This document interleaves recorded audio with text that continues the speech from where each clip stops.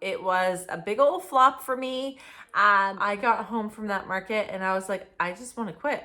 Hi everyone, it's Ashley with Going Crochetzy, and today is going to be a little bit different, but it is a market day. I am actually coming to you a few days past my market. I didn't get as much footage as I would have liked to, just because I had my kiddo with me the entire time, and my mom was also there with her own booth right next to me. So I didn't get to do my fit check and my load and unload and all of that stuff because I had them with me. I'm gonna show you what I did get at my market, and then we're gonna break down how the market went, the good, bad, and indifferent. So stay tuned to see that.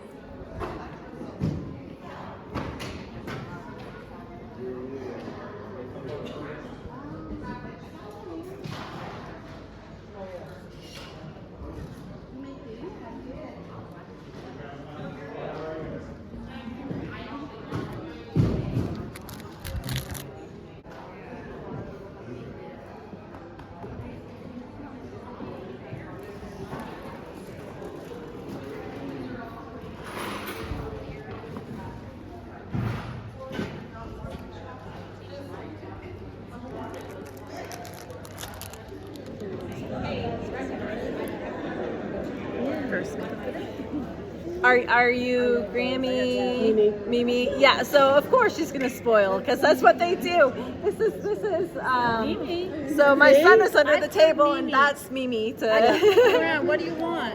I made that. She made it. That was my Christmas gift. Isn't that nice?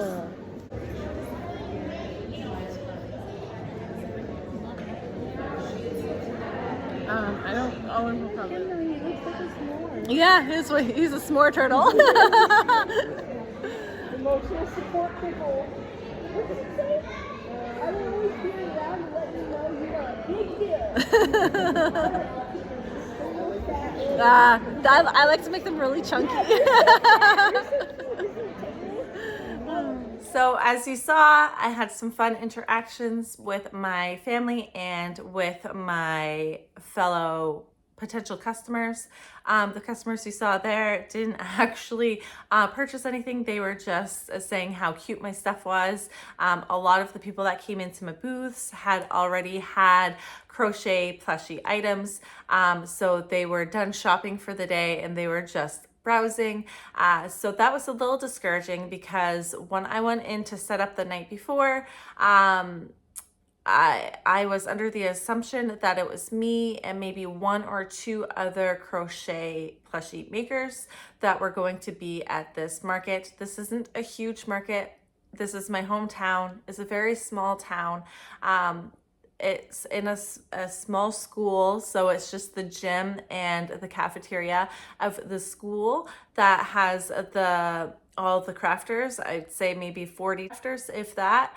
And so when I went in and I discovered that there were 6+ booths with other crochet plushie crafters, that was very discouraging to me because I thought there were only going to be maybe 3 tops of us, but there was double that. Plus there were other booths that had like a handful of crochet plushies within their booths of other things that they made. So it made it really hard to be successful because the market was oversaturated with the same thing. And one, that's discouraging to us as crafters because we go in with high expectations, with preparation that we do for these markets. It takes a lot of time outside of the market itself. I was preparing for this market for 2+ weeks. I bent over backwards for the past 2 weeks to get items ready for this market and my next market. Obviously, I have higher expectations for my next market because it is in a bigger town, it is a bigger market. But for this one, I did have expectations. They were set lower. I had goal numbers, and I didn't even meet my lowest goal number, which is disappointing because I have always met it in the past going into this particular market. This market has been going on for 15 years. I've been to probably 8 of those 15 years, and I have always done pretty good for the amount of people that go to this market. And this year it was the worst year yet for me. And that's obviously because the market was oversaturated with the same thing, which again, I was saying, it's disappointing for the crafters that put all that work into being at an event, and then they have so many other of the same thing that it takes away from their work, because you have to spread all of those crafters out amongst the customers, the potential customers.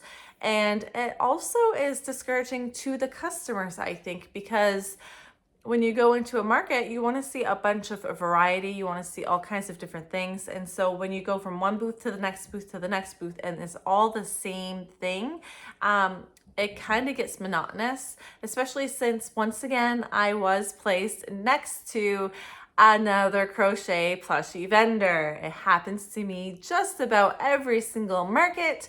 I am always placed next to another crochet plushie vendor.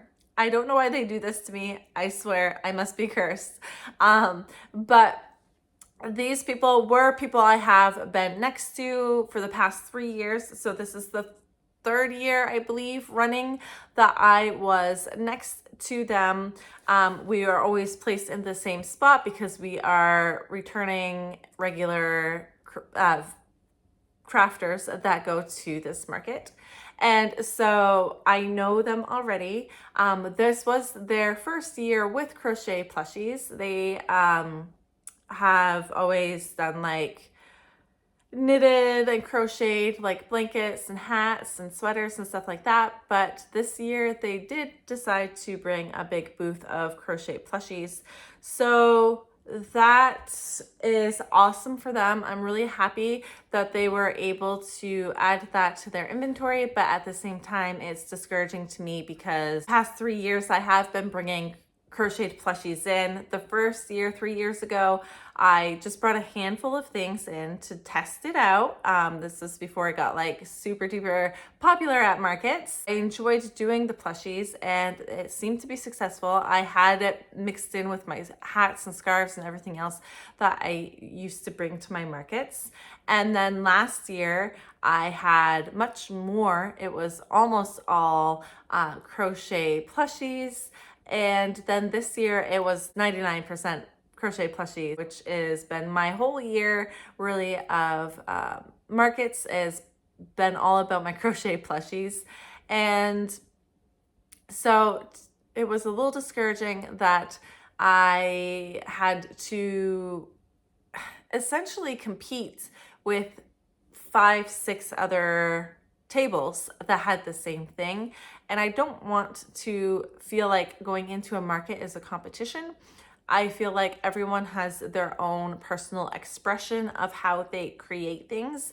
We all have our different techniques, patterns, look and design to our items. And even if it is the same pattern, yours is going to look different than the other person's. And so, you always have your unique style with what you do. So that makes it, a really special craft, because you can make the same thing and it looks completely different from one person to the other person. And I really like that. But when you have an oversaturation in a market, it takes away from your work and all the other people's work that are there. And it affects not only the creator successful in that market, it also affects the consumer who is coming to the market, and they aren't getting a wider variety of creations that they can look at. Because when I go to a market, if I go to a market that I am not actually vending at, but I'm actually just participating to go shop, I like to have a different thing at every single booth. so that I have a bigger variety of things to shop from, like going to one booth and having hats, going to another booth with paintings, carvings, crochet items. Like I like a wide variety of different things to shop from. And so when you go from one table to the next table and it's the same thing, it's the same art, it's discouraging to the consumer as well, because I hear a lot when I'm sitting right next to another crochet plushie vendor that, oh, there's a lot of you guys around. And so the market is just a little oversaturated sometimes. And I know you need to fill booths and you need to have a full market and everything, but doing a little bit more research and maybe having a little bit more information from each specific creator could go a long way. One, it can keep you separate from others, so that maybe there's a bit more of spacing in there for each creator, so that you're not sitting directly next to another person that does the same exact craft as you, because it is an icky feeling to be sitting there right next to someone that has exactly the same kind of product that you do, and just, hoping that that one person that is interested comes to you instead of them. I don't like that creation of competition. I like a creation of community, not competition. And when you're sitting right next to other vendors that have exactly the same thing as you, it's competition.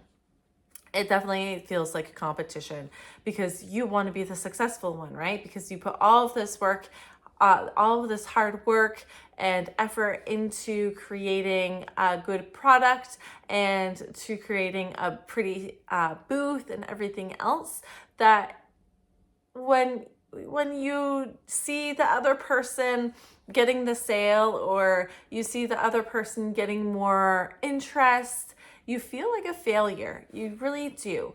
And I felt like that all day at this market.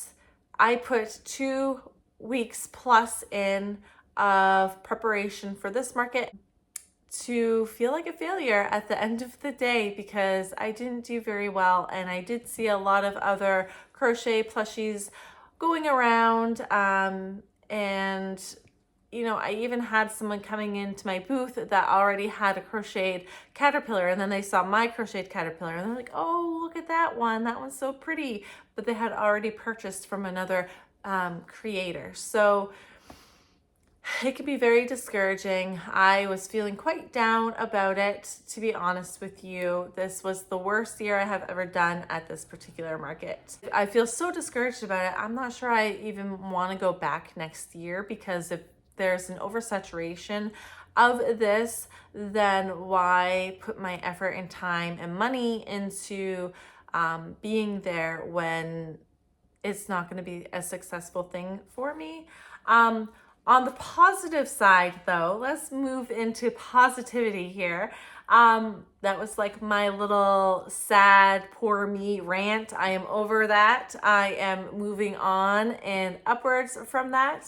Positivity now. Positive notes. I got to see my mom debut her own booth. So this was the first time she was at her own booth. She's always had a handful of things at my booths, but she was on her own in her own booth. She had a beautiful setup. She did well at this market, and she was very happy with her outcome for her debut market. So it was so nice to get to see her be successful at her own crafts. It was fun to have my kiddo there with me. He is so funny because he acts like he is the king of the castle when we are at the school, and he's very comfortable being there. He was able to play with a friend of his, a fellow classmate of his, for most of the day, and the other part of the day that he wasn't able to play with his friend because his friend wasn't there, he was creating canvas pictures to put out at my mom's booth so that he could try to earn some money. He was trying to sell some things so he could go buy some things, which was really cute to see him be so creative. He loves to create on his own, and so when he feels inspired to do so, I love watching him do that.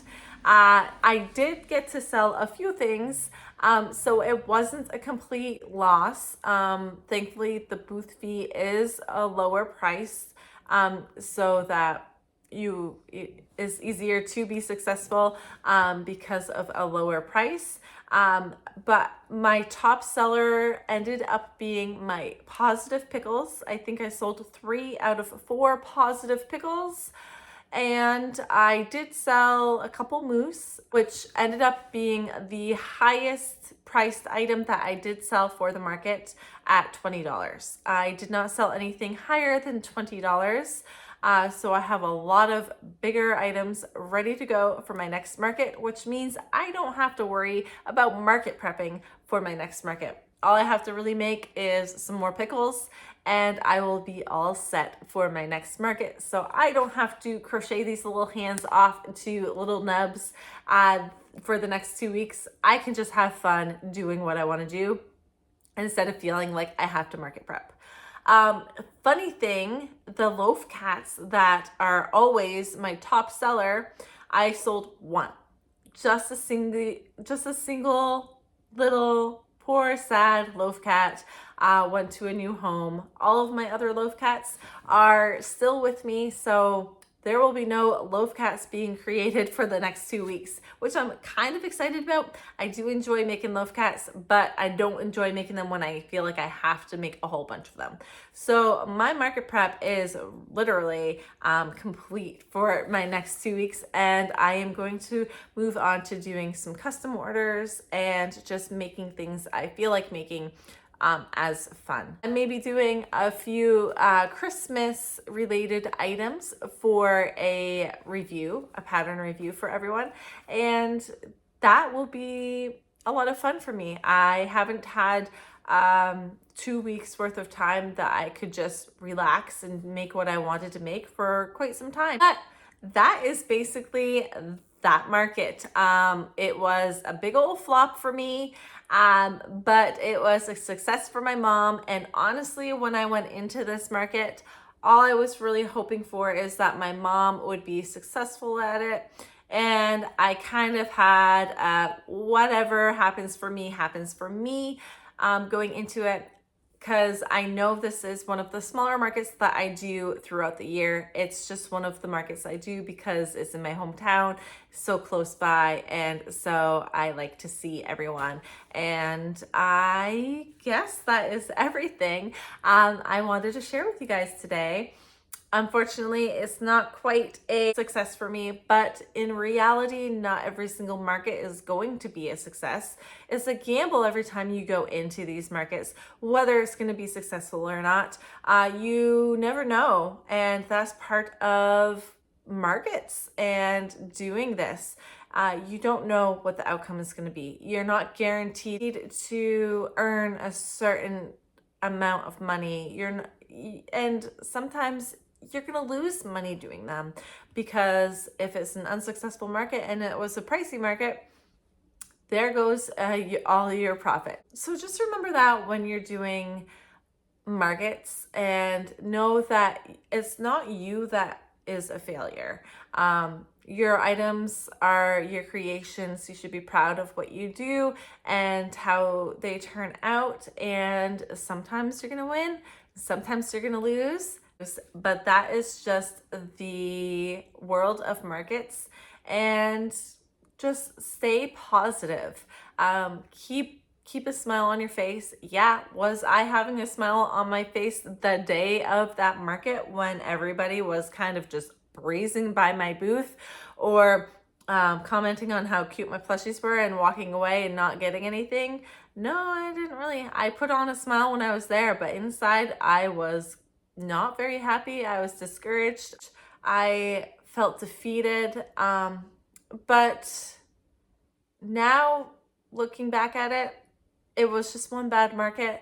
I've had a pretty good year. I'm not going to weigh my entire year off of one bad market, because I was for a bit, to be honest with you. I got home from that market and I was like, I just want to quit. I had an honest feeling of, I want just I just want to be done with this.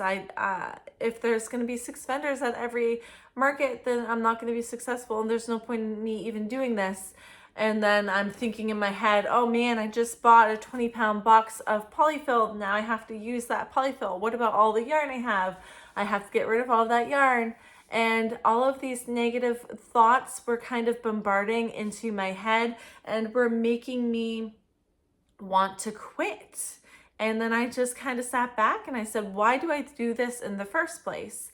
I do this because I love to crochet. And it dawned on me that it's not because of markets, it's because I love to do the craft, and in doing the craft, I have so many items. That's why I bring them to the markets, because I need to offload some of it because I have so much of it. So why am I taking all of this weight onto myself and stressing myself out and creating so much pressure for myself to feel like if I'm not successful at one market, then that means I'm a failure, when in the long run, I've become better at doing it because I do it so much. I love doing it. I love creating items, and I need to take less weight on market and put more weight into enjoyment. And so it's a balancing act if you're going to be doing markets, where you got to continue to love what you're doing. If you don't love what you're doing, why do it? So taking away the pressure of I have to make X, Y, and Z, and creating more of a positive outlook of it, of I get to make what I want to make during the day. I don't have to make 20 pickles. I could make whatever I want to, because it's my craft, it's my experience, it's my life, it's my pleasure, it's my joy. So take away the negativity, take away the pressure, and then bring in the enjoyment. And that's why I started crocheting in the first place, because I enjoyed doing it. So why would I put the pressure on myself and take away the joy? So that's what I kind of want to bring to you guys today, is don't put so much pressure on yourself that you lose sight of the joy in making the item. If you are a crafter of any sort, it doesn't have to be crochet, it could be anything, but don't let yourself put so much pressure on that you lose your joy. That's why we are crafters. That's why we have started our craft in the first place, is because of the joy of it, and not because money or fame or, anything else. It's just because we want to do it, because we love to do it. And that is my takeaway for you guys today. So if you got all the way through this video, I would love to see you put a little heart emoji. Let's go with a red heart emoji. Bring in all of that positive love, light, happy vibes, and comment down below how your markets are going for you, why you got into creating your craft in the first place, and I will talk to you guys all next time. Make sure to like and subscribe if you haven't already, and bye!